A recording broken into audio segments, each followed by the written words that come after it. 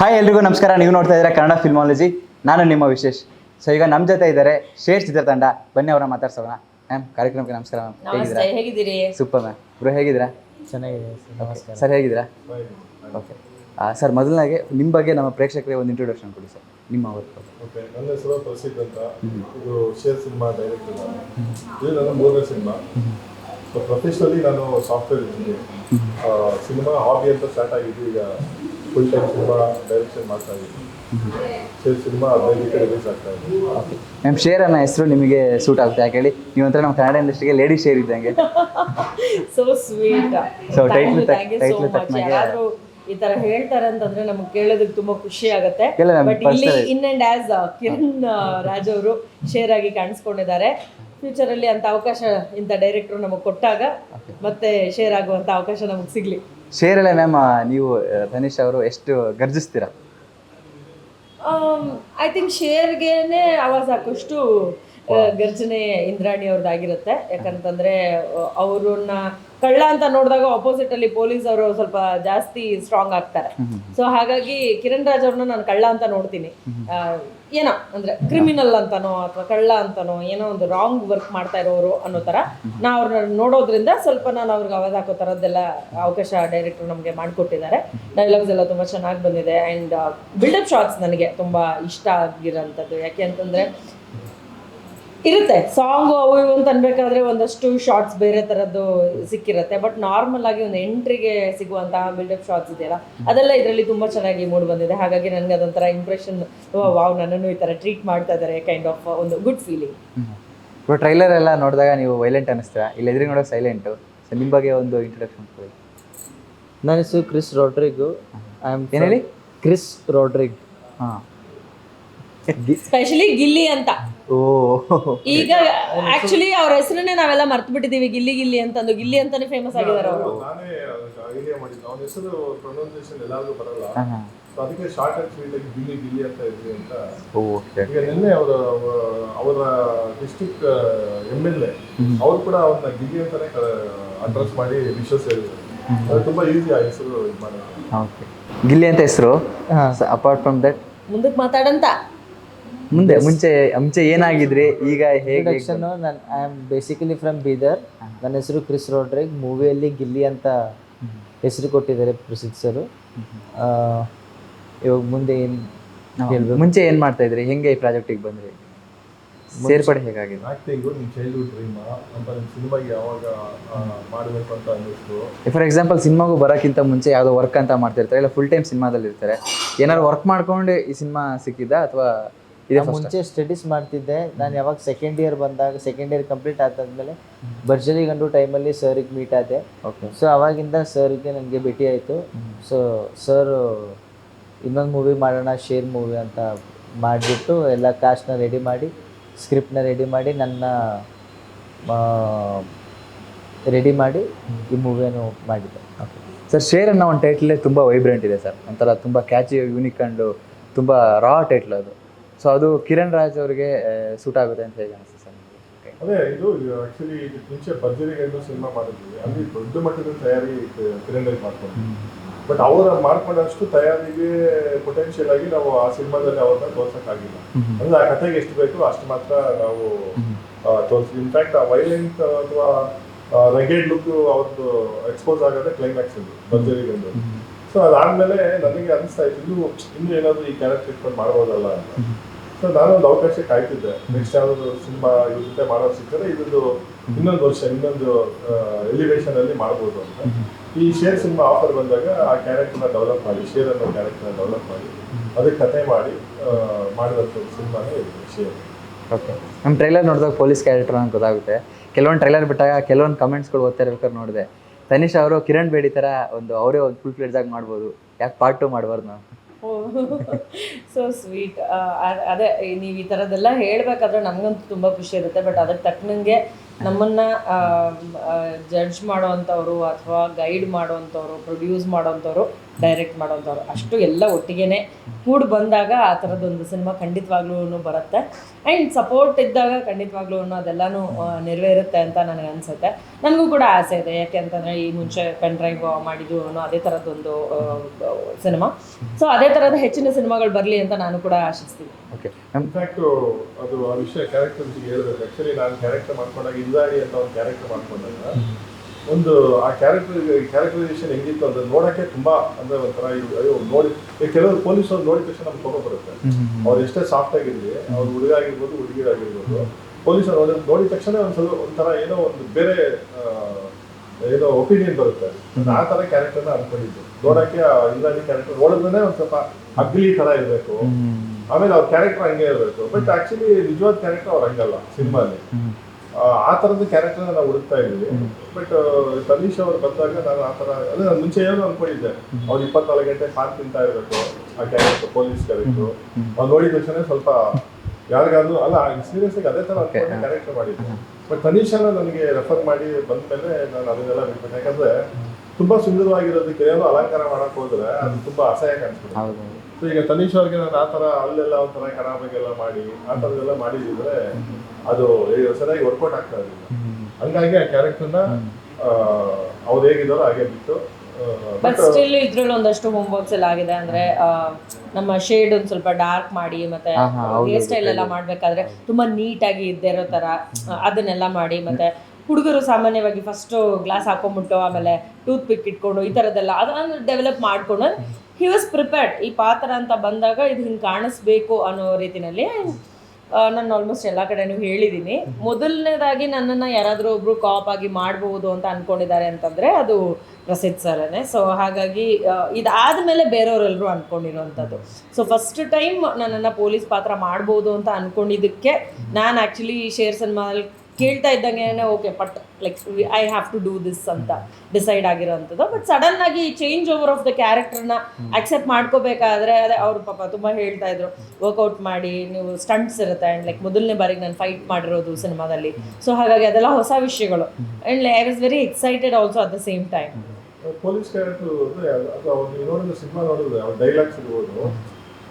ನಾನು ತುಂಬ ಸ್ವಲ್ಪ ಹುಷಾರಾಗಿ, ಯಾಕಂದ್ರೆ ಈ ಥರದ್ದೆಲ್ಲ ಮಾಡುವಾಗ ಯಾವುದೇ ವಿವಾದಕ್ಕೆ ಸಿಗಾಕೋಬಾರ್ದು. ಪೊಲೀಸ್ ಅವ್ರ ಏನೋ ಒಂದು ಮಾಡಿಸಿದ್ರೆ ಅದನ್ನ ಕೆತ್ತಬೇಕಂತಾನೆ ಸುಮಾರು ಜನ ಇರ್ತಾರೆ. ಎಕ್ಸಾಂಪಲ್ ನೀವು ಯೂಟ್ಯೂಬ್ ಟ್ರೋಲರ್ಸ್ ಎಲ್ಲೋ ಒಂದೇನೋ ಮಿಸ್ ಡೈಲಾಗ್ ಏನಾದ್ರು ಸ್ವಲ್ಪ ಆ ಕಡೆ ಈ ಕಡೆ ಹೋದ್ರೂ ಅದನ್ನ ಟ್ರೋಲ್ ಮಾಡೋಕ್ಕೆ ಎಲ್ಲ ಕಾಯ್ತಿರ್ತಾರೆ. ಸೊ ಅದನ್ನ ನಾವು ಪ್ರಿಕಾಷನ್ ಮಾಡಿಕೊಂಡು, ಎಕ್ಸಾಂಪಲ್ ಅವರು ಈ ಹುಡುಗರೆಲ್ಲ ಸ್ಟೇಷನ್ ಕರ್ಕೊಂಡ್ ಬಂದಾಗ ಅಧ್ಯಕ್ಷ ಅನ್ನೋ ಕ್ಯಾರೆಕ್ಟರ್ ರಾಜ್ಪಾಲ್ ಅವರು ಮಾಡಿದಂತ ಹುಡುಗರೆಲ್ಲ ಕರ್ಕೊಂಡ್ ಬಂದಿದ್ದೀರಾ ಅಂತ ಕೇಳಿದ್ರೆ ತುಂಬಾ ಚೆನ್ನಾಗಿ ಒಂದು ಡೈಲಾಗ್ ಹೇಳ್ತಾರೆ. ಸ್ಟೇಷನ್ ಕರ್ಕೊಂಡ್ ಬಂದಿದ ತಕ್ಷಣ ಎನ್ಕೌಂಟರ್ ಮಾಡ್ಬಿಡ್ತೀರಾ ಅಂತ ಯಾಕೆ ಅನ್ಕೊಂತೀರಾ, ಎನ್ಕ್ವೈರಿ ಅನ್ನೋದು ಒಂದು ಇರುತ್ತೆ, ಒಂದು ಸ್ಮಾಲ್ ಎನ್ಕ್ವೈರಿ ಮಾಡಿ ಕಳಿಸ್ತೀನಿ ಹೋಗಿ ಅಂತ. ಇಷ್ಟರಲ್ಲಿ ತುಂಬಾ ವಿಷಯ ಇದೆ ತಿಳ್ಕೊಳ್ಳೋರಿಗೆ. ಸ್ಟೇಷನ್ ಕರೆದಿದ ತಕ್ಷಣ ಏನಕ್ಕೋ ಕರೆಯಲ್ಲ ಅಂದ್ರೆ ಅವ್ರು ಆ ಕ್ಯಾರೆಕ್ಟರ್ ಅಲ್ಲ ಅಂತ ಅವರು ಇಂಡೈರೆಕ್ಟ್ ಆಗಿ ಹೇಳೋವಂಥದ್ದು. ಸೊ ಅದೆಲ್ಲ ನನಗೂ ಇಷ್ಟ ಆಯಿತು. ಆಮೇಲೆ ನಾನು ಎಡಿಟಿಂಗ್ ಎಲ್ಲ ಆಗಿ ನೋಡುವಾಗ ಮ್ಯಾನರಿಸಮ್ಗೂ ತುಂಬ ಚೆನ್ನಾಗಿ ಕ್ಯಾರಿ ಓವರ್ ಮಾಡಿದ್ದಾರೆ ಅನಿಸ್ತು. ಆ್ಯಂಡ್ ನೋಡಿದ್ರೆ ನೀವೆಲ್ಲರೂ ನೇರವಾಗಿ ಕಿರಣ್ ರಾಜ್ ಕ್ಯಾರೆಕ್ಟರ್ ಜೊತೆ ಒಂದು ಡೈಲಾಗ್ ಇರಲ್ಲ, ಇಲ್ಲ ಅನ್ಸುತ್ತಲ್ಲ ಕಿರಣ್ ರಾಜ್ಗೆ. ಬಟ್ ಆದ್ರೂ ಅವ್ರ ಲುಕ್ಸ್ ಕಣ್ಣಲ್ಲೇ, ಯಾಕಂದ್ರೆ ಅವ್ರು ಎಲ್ಲರೂ ಒಂದೇ ತರ ನೋಡ್ತಾರೆ. ಐಲಿ ಡೈಲಾಗ್ಸ್ ಅಲ್ಲ, ಅವ್ರ ಕಣ್ಣಲ್ಲಿ ಹೀರೋ ಅನ್ನೋದು ಮೈಂಡ್ ಅಲ್ಲಿ ಇರಲ್ಲ. ಅಲ್ಲಿರೋ ಹುಡುಗರು ಎಲ್ಲ ಚಪ್ಪರ್ಗಳೇ, ಎಲ್ಲರೂ ಚಪ್ಪರ್ಗಳ ಕ್ಯಾರೆಕ್ಟರ್ ಅನ್ನೋದೇ ಅವ್ರ ಮೈಂಡಲ್ಲಿ. ಹೀರೋ ಅಂತ ಮಾತ್ರಕ್ಕೆ ಅವನಿಗೆ ಡಿಫ್ರೆಂಟ್ ಆಗಿ ಮಾತಾಡ್ಸೋದು, ಅವನಿಗೆ ಸಪ್ರೇಟ್ ಆಗಿ ಕರೆದು ಮಾತಾಡ್ಸೋದು, ಇದು ಯಾವುದೂ ಇಲ್ಲ. ತುಂಬ ಚೆನ್ನಾಗಿದೆ ಕ್ಯಾರೆಕ್ಟರ್. ಓಕೆ ಬ್ರೋ, ನಿಮ್ಮದು ಓವರ್ ಆಲ್ ಮೂವಿಲಿ ಹೇಗೆ ಹೋಗುತ್ತೆ ಕ್ಯಾರೆಕ್ಟರ್?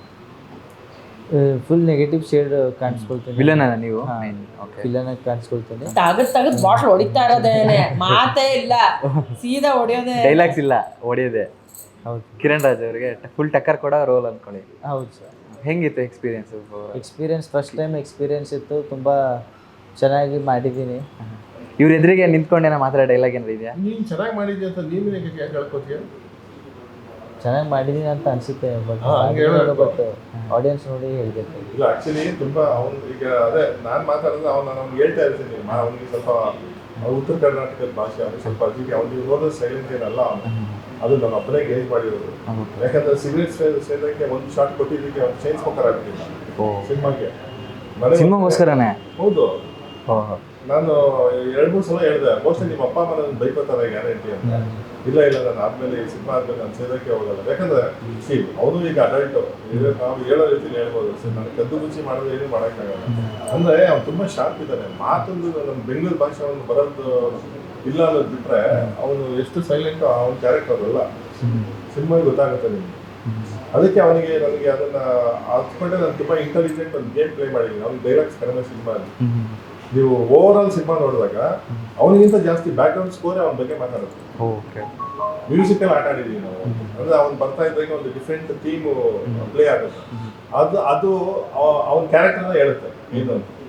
ಸೊ ಡೈಲಾಗ್ಸ್ ಕಡಿಮೆ ಇದ್ರೂ ಅವನಿಗೆ ಅವನ ಕ್ಯಾರೆಕ್ಟರೈಸೇಷನ್ ಮ್ಯಾನರಿಸಮ್ ಎಲ್ಲ ತುಂಬಾ ಚೆನ್ನಾಗಿದೆ. ನೀವು ಹೇಳಿ ಬ್ರೋ, ಕಿರಣ್ ರಾಜ್ ಅವ್ರ ಜೊತೆ ಹೇಗೆ ಆ್ಯಕ್ಟ್ ಮಾಡಿದ್ದು ಅಥವಾ ತನಿಷ್ ಅವ್ರ ಜೊತೆ ಆ್ಯಕ್ಟ್ ಮಾಡಿದ್ದು ಏನೋ ಭಯ ಏನಾದರೂ ಇತ್ತಾ? ಅದೇ ಮುಂಚೆ ಹೇಳಿದೆ, ತನಿಷಾ ಮ್ಯಾಮ್ ಜೊತೆ ಮಾಡುವಾಗ ಸ್ವಲ್ಪ ಭಯ ಆಗ್ತಿತ್ತು. ಅಂದರೆ ಇಷ್ಟು ದೊಡ್ಡ ಆರ್ಟಿಸ್ಟ್ ಜೊತೆ ಕಣ್ಣಲ್ಲೆಲ್ಲ ಕೊಟ್ಟಿದ್ದೆ. ಅಂದ್ರೆ ಅಲ್ಲಿ ಆ ವೈಬ್ರೇಷನ್ ಹಂಗಿತ್ತು. ಎಂಟ್ರ್ ಆಗ್ಬೇಕಾದ್ರೆ ಎಲ್ಲಾರು ನನ್ನನ್ನ ನೋಡ್ತಾರೆ ಅನ್ನೋ ಥರದ್ದಿತ್ತು. ಆ ಲಿಸ್ಟಲ್ಲಿ ಇವರು ಇದ್ರು. ಅಂದರೆ ಸ್ವಲ್ಪ ಭಯ, ಯಾಕಂದರೆ ಅವಾಗೆ ಇವರು ಬಿಗ್ ಬಾಸ್ ಹೋಗ್ಬಿಟ್ಟು ಬಂದಿದ್ರು ಹೊರಗಡೆ. ಸೊ ಇವ್ರು ಯಾವಾಗ ಟಿ ವಿಯಲ್ಲಿ ನೋಡಿದ್ದೆ, ಅವ್ರಿಗೆ ಲೈವ್ ನೋಡಿರಲಿಲ್ಲ. ಸೊ ಅದು ಒಂದು ಭಯ ಇತ್ತು. ಸೊ ಹಂಗೆ ಇವರು ಮಾಡು ಅಂತ ಪುಷ್ ಮಾಡಿ ಮಾಡಿಸಿ. ಪ್ರಿಪರೇಷನ್ ಏನೇನು ಮಾಡ್ಕೋತಾ ಇದ್ರಿ ನೀವು ಪಾತ್ರಕ್ಕೆ? ಡೈರೆಕ್ಟರ್ ಸರ್ ಈಗ ಒಂದು ಕತೆ ಹೇಳಿರ್ತಾರಲ್ಲ ನಿಮಗೆ, ಕತೆ ಹೇಳಾದ್ಮೇಲೆ ಅದೇ ಒಂದು 15 to 20 ಡೇಸ್ ವರ್ಕ್ಶಾಪ್ಗೆ ಹೋಗಿದ್ದೆ. ಅಲ್ಲಿ ಚೆನ್ನಾಗಿ ಮಾಡಿಸಿದ್ರು ಅವ್ರು ವರ್ಕ್ಶಾಪಲ್ಲಿ. ಡೈರೆಕ್ಟರ್ ಸರ್ ಏನೇನು ಹೇಳಿದ್ರು ಅವರು ಅದೇ ಮಾಡಿಸಿ ನನಗೆ ಚೆನ್ನಾಗಿ ಬೋಲ್ಡ್ ಮಾಡಿಬಿಟ್ಟು ಕಳಿಸಿದ್ದಾರೆ. ಸೊ ಡೇ 1ಇಂದ ಸ್ವಲ್ಪ ಮಾಡೋಕ್ಕೆ ಬರ್ತಿರ್ಲಿಲ್ಲ, ಇಂಪ್ರೂವ್ಮೆಂಟ್ ಮಾಡ್ಕೊಂಡು ಮುಗಿಸಿದ್ದೀವಿ. ಹಂಗಾಗಿ ಮಾಡ್ಕೊಂಡು ಸರ್ ಏನು ಹೇಳಿದ್ರು ಅದನ್ನ ಹೇಳ್ಕೊಂಡು ಮುಗಿಸಿದೀವಿ ನಾವು ಅಷ್ಟ್ರಿ. ಇಲ್ಲ ಫಸ್ಟ್ ಡೇ ಮಾತ್ರ ಸ್ವಲ್ಪ ಅಳುಕಿತ್ತು. ನರ್ವಸ್ ಕ್ಯಾರೆಕ್ಟರ್ ನಾವು ಶೂಟ್ ಮಾಡಿದ್ವಿ. ಯಾಕಂದ್ರೆ ಅವನಿಗೆ ಸ್ವಲ್ಪ ಬೋಲ್ಡ್ ಆಗ್ಬೇಕಂತಾನೆ ನಾವು ಸ್ಟಾರ್ಟ್ ಮಾಡಿದ್ವಿ. ಓನ್ಲಿ 1 day or 2 days ಸ್ವಲ್ಪ ಎಸ್ಟೇಟ್ ಇತ್ತು. ಆಮೇಲೆ ಅವ್ನು ಈಸಿಯಾಗಿ ಅಡಾಪ್ಟ್ ಆಗ್ತದೆ. ಫೈಟ್ ಸೀಕ್ವೆನ್ಸ್ ಏನಾರು ಇದೆಯಾ? ಹಾಂ ಸರ್ ಇದೆ. ಎಷ್ಟಿದೆ ಫೈಟು? 3 ಇದೆ ಸರ್. 3 ಇದೆ. ಎಷ್ಟು ದಿನದಲ್ಲಿ ಕಲ್ತೀರಿ ನೀವು ಸ್ಟಂಟ್ಸ್ ಪ್ರಿಪರೇಷನ್ಗೆ? ಫಸ್ಟ್ ಟೈಮ್ ಇದು ಮುಂಚೆ ಸ್ಟಂಟ್ಸ್ ಏನು ಕಲ್ತಿಲ್ಲ. ಅದೇ ನ್ಯಾಚುರಲ್ ಆಗಿದೆ. ಅವ್ನು ಎಗರ್ಬೇಕು, ಇಲ್ಲಿಂದ ಆರೋದು ಸುಮ್ಮನೆ ಆಗ್ಬಿಡ್ತಾರೆ. ಇಲ್ಲಿಂದ ನೀನು ಆ ಕಡೆ ಇಲ್ಲಿಂದ ಆರು ಬಾಟ್ ಹೊಡಿಬೇಕಂದ್ರೆ ಈಸಿಯಾಗಿ ಮಾಡ್ತಿದ್ದೆ. ಸೊ ಅವ್ನಿಗೇನು ಸ್ಟಂಟ್ಸ್ಗೆ ಏನು ಪ್ರಿಪರೇಷನ್ ಬೇಕಾಗಿರಲಿಲ್ಲ. ನಾನು ಯಾರೇ ಆರ್ಟಿಸ್ಟ್ಗೆ ಒಂದು ವಯಸ್ಸಲ್ಲಿ ಒಂದು ಅಂಗರ್ ಇರುತ್ತೆ, ಅಂಗದ್ದು ಏನು ಬೇಕಾದ್ರೂ ಮಾಡ್ತಾರೆ, ಈಸಿಯಾಗಿ ಬೇಗ ಕಲಿತಾರೆ. ಸೊ ಇವಾಗ ಅವನು ಆ ವಯಸ್ಸು ಏನು ಹೇಳಿದ್ರು ಮಾಡ್ತಾನೆ. ತುಂಬಾ ಅಂಗರ್ ಇದೆ ಅವನೊಬ್ಬ ಆಕ್ಟ್ ಮಾಡಬೇಕು. ಆಕ್ಚುಲಿ ಅವ್ನು ಹೀರೋ ಆಗ್ಬೇಕಂತ ಬಂದಿದ್ದು. ಅವರಪ್ಪ ನನಗೆ ನನ್ನ ಮಗ ಹೀರೋ ಮಾಡಬೇಕು, ಕತೆ ಮಾಡಿ ಅಂತ ಬಂದಿದ್ದು. ನಾನು ಅವನನ್ನ ಕೇಳಿದೆ, ನೀನು ಹೀರೋ ಆಗ್ಬೇಕಾ ಅಥವಾ ನೀನು ಜನ ಹೊಡಿದ ತಕ್ಷಣ ವಿಸಲ್ ಹೊಡಿಬೇಕಾ ಅಂತ. ಅವನು ಈಸಿಯಾಗಿ ಹೇಳಿದೆ, ಇಲ್ಲ ನಾನು ಜನ ಹೊಡಿದ ತಕ್ಷಣ ವಿಸಲ್ ಹೊಡಿಬೇಕು.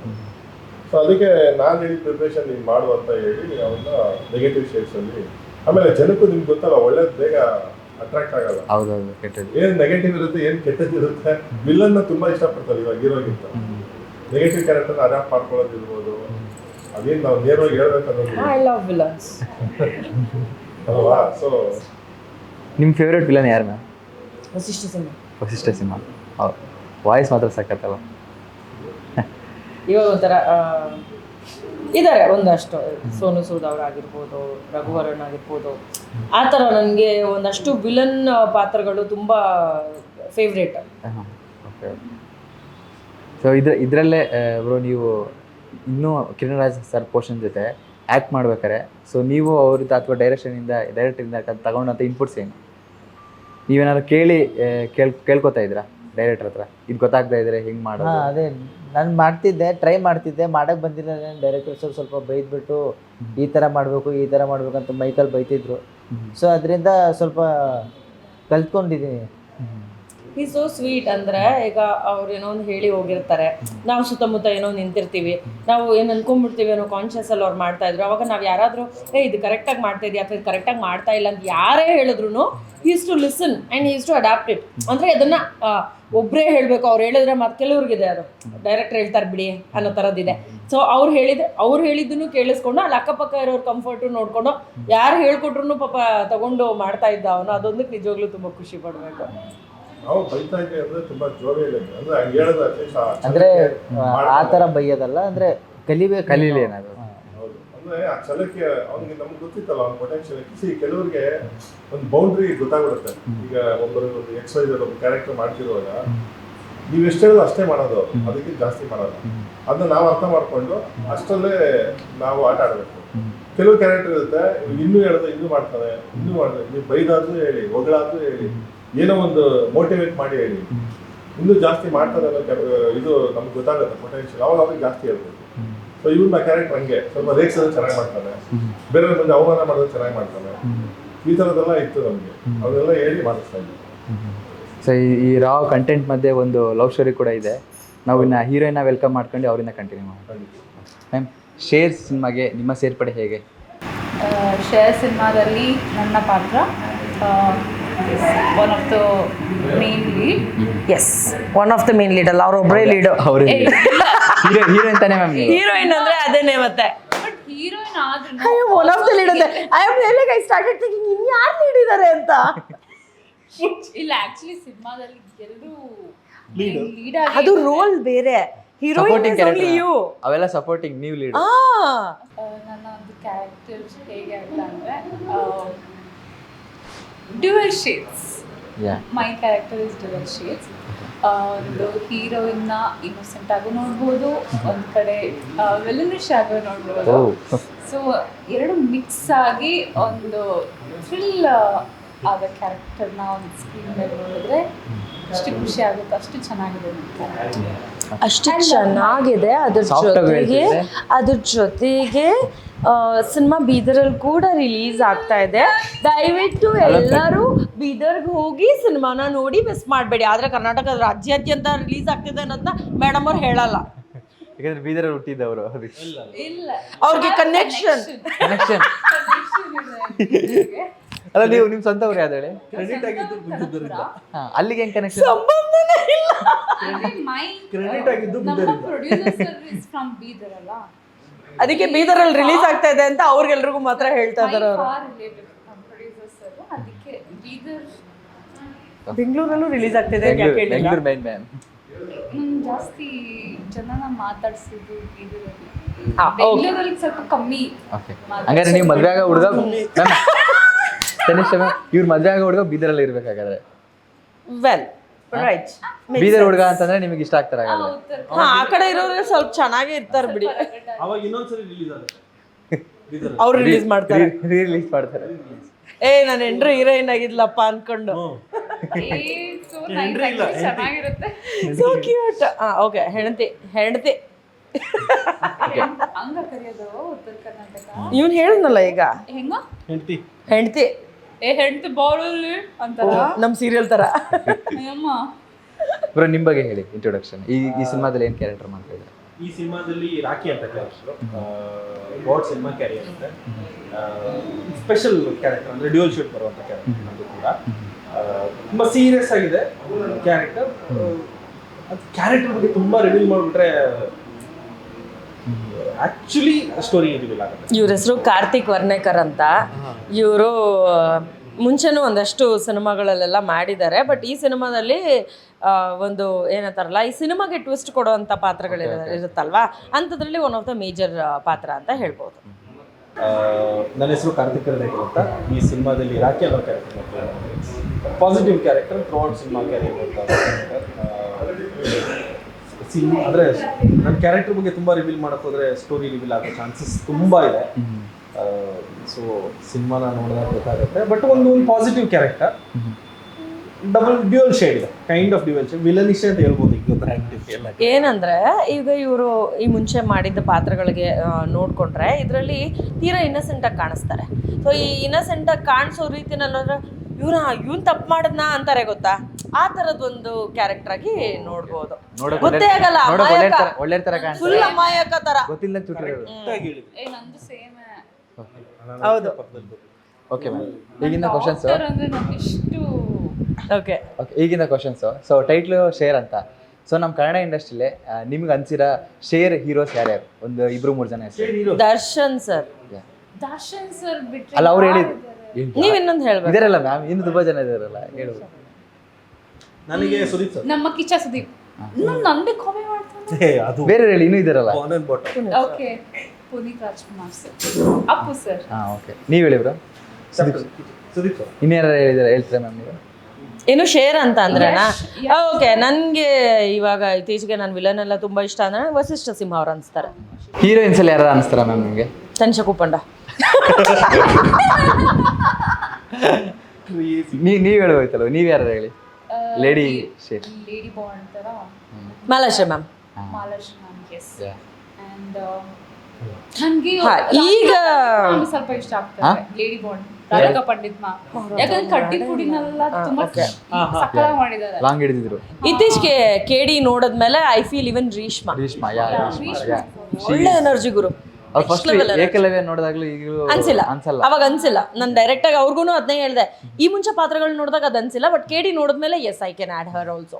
ಓಕೆ, ಕನ್ನಡ ಇಂಡಸ್ಟ್ರಿಯ ಇನ್ಸ್ಪಿರೇಷನಲ್ ಪೊಲೀಸ್ ಕ್ಯಾರೆಕ್ಟರ್ಗಳು ನಿಮಗೆ ಮಾಡಿ? Malashri ma'am, Malashri evergreen. ಅದು ಬಿಟ್ರೆ Sai Kumar sir. Is exactly Sai Kumar. ನೀವು ನಿಮ್ಮ ಫಸ್ಟ್ ಟೈಮ್ ಜೀವನದಲ್ಲೇ ಪೇರೆಂಟ್ಸ್ಗೆ ಪ್ರೌಡ್ ಫೀಲ್ ಮಾಡಿಸಿದ್ದು ಅಂತ ಯಾವಾಗ?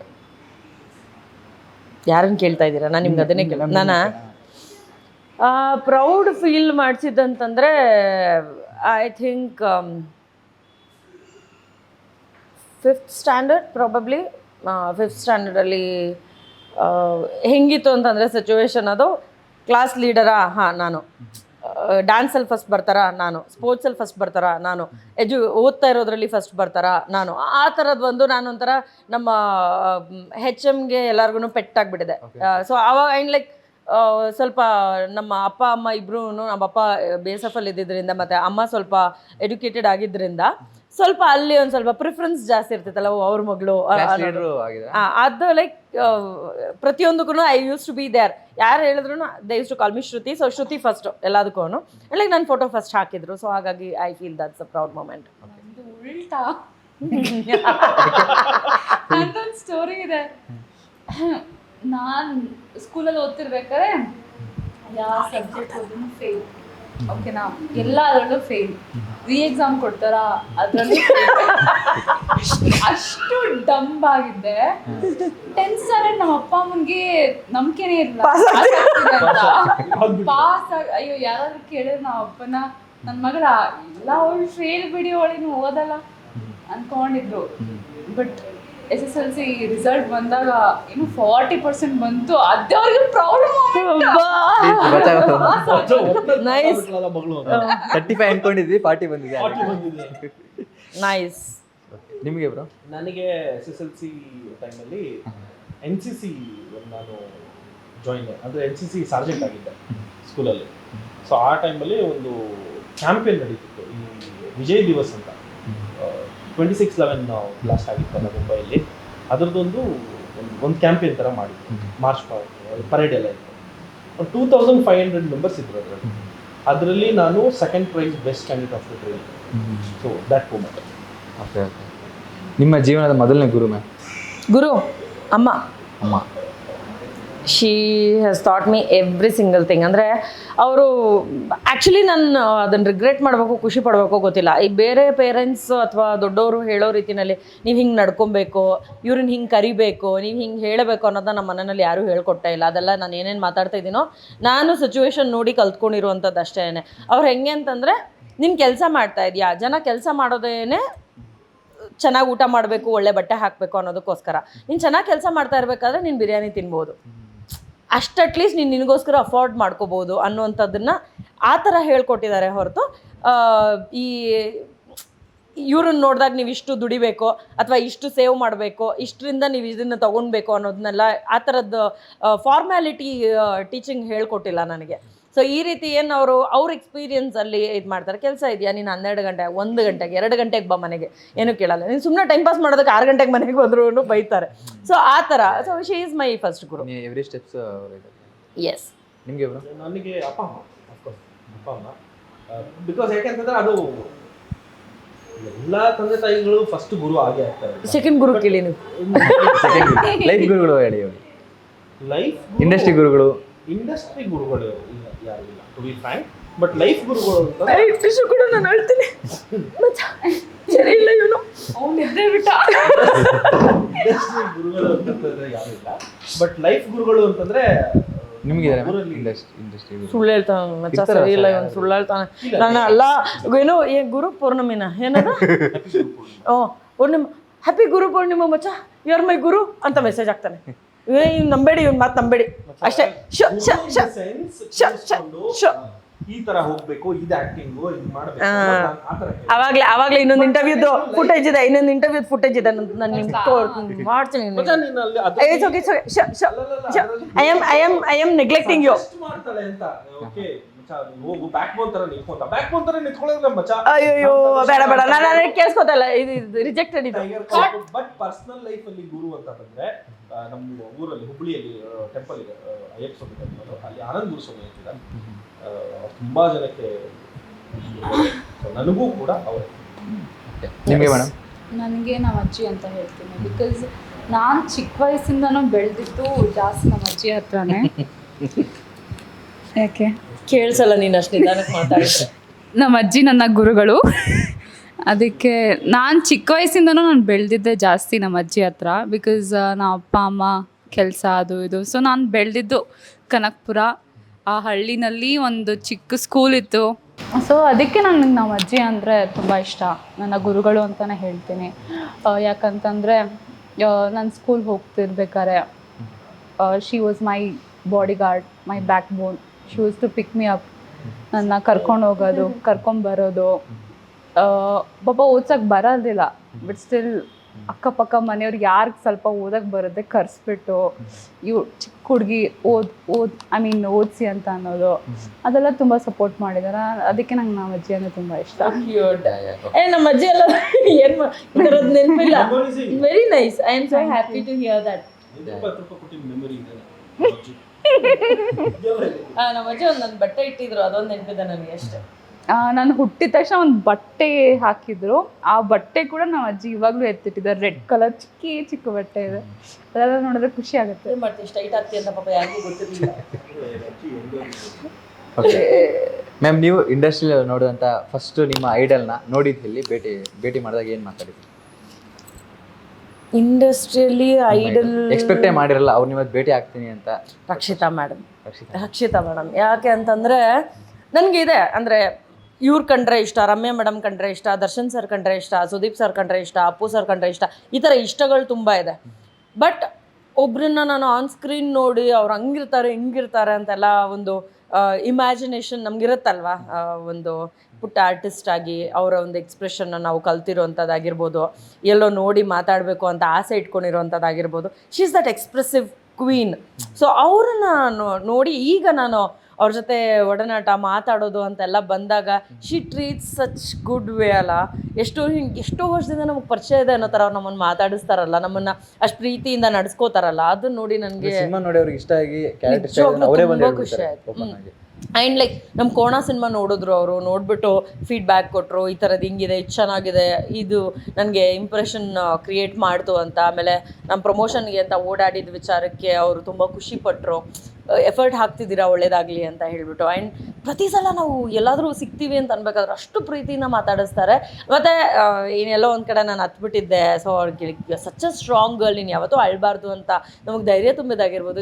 ಅವರೆಲ್ಲ ನಮ್ಗೆ ಅಷ್ಟು ಮಾಡ್ತಾರೆ ಅಂತ ಅದನ್ನು ಇಮ್ಯಾಜಿನ್ ಮಾಡ್ಕೊಳ್ಳೋಕ್ಕೂ ಸಾಧ್ಯ ಇಲ್ಲ. So that love towards Rakshita ma'am like increase to the ಏನಂತಾರಲ್ಲ, ಎಷ್ಟು ಹ್ಯೂಜ್ ಅಂತ ಬರುತ್ತೋ ಅಷ್ಟು ಮ್ಯಾಕ್ಸ್ ಲೆವೆಲ್ಗೆ ರೀಚ್ ಆಗಿದೆ. So she is that living idol ನನಗೆ.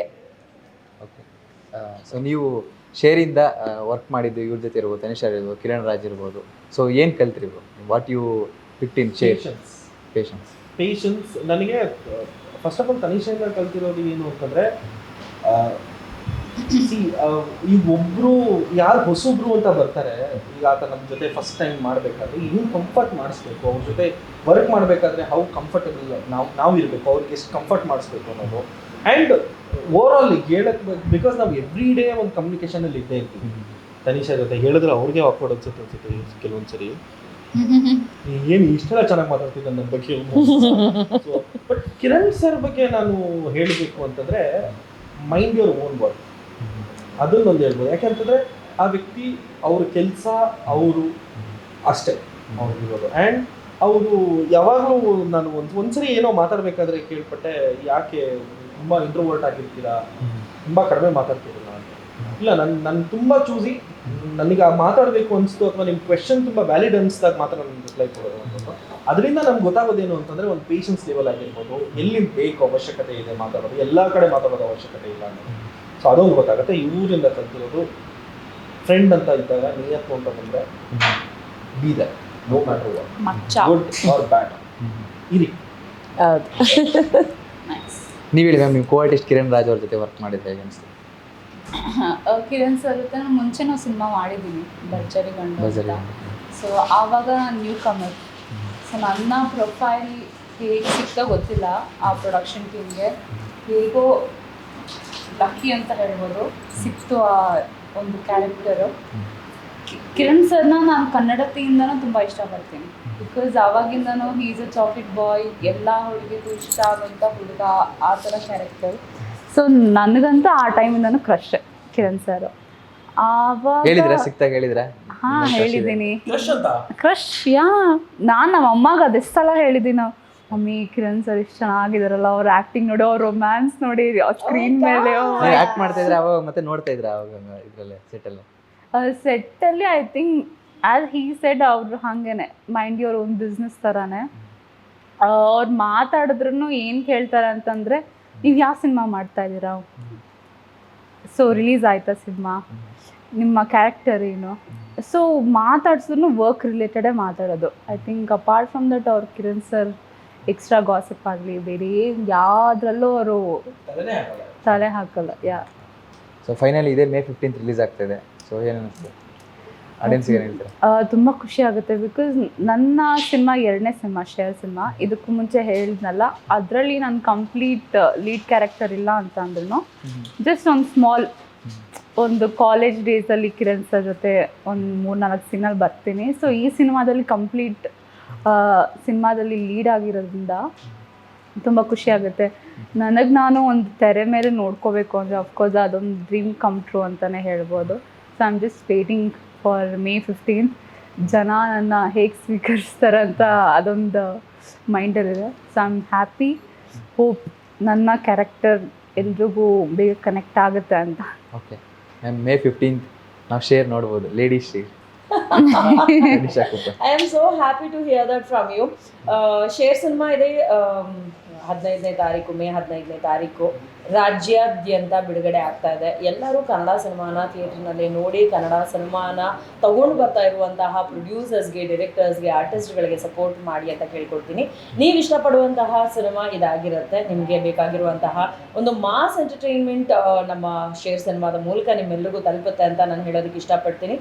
ಎಲ್ಲರೂ ತುಂಬ ಪ್ರೀತಿಯಿಂದ ಎಫರ್ಟ್ ಹಾಕಿ ಸಿನಿಮಾಗಳನ್ನ ಮಾಡಿರ್ತೀವಿ. ಕೆಲವೊಂದು ಅಡೆತಡೆಗಳು, ಏರ್ಪೇರುಗಳು, ತಪ್ಪು ಸರಿಗಳು ಇದ್ದೇ ಇರುತ್ತೆ. ಬಟ್ ನೀವು ನೋಡಿಬಿಟ್ಟು ನಮಗೆ ನಿಮ್ಮ ಫೀಡ್ಬ್ಯಾಕ್ನ ಕೊಟ್ಟಾಗ ನಾವು ನಿಜವಾಗ್ಲೂ ಅದನ್ನು ತಗೊಳ್ತೀವಿ.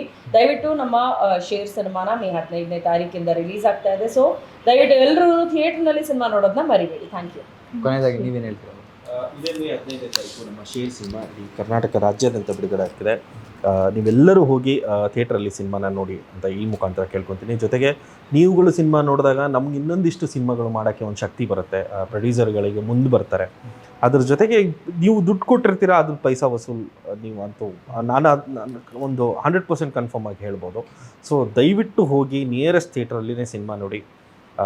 ನಿಮ್ಮೆಲ್ಲರ ಆಶೀರ್ವಾದ ನಮ್ಮ ಮೇಲೆ, ನಮ್ಮ ತಂಡದ ಮೇಲೆ ಯಾವಾಗಲೂ.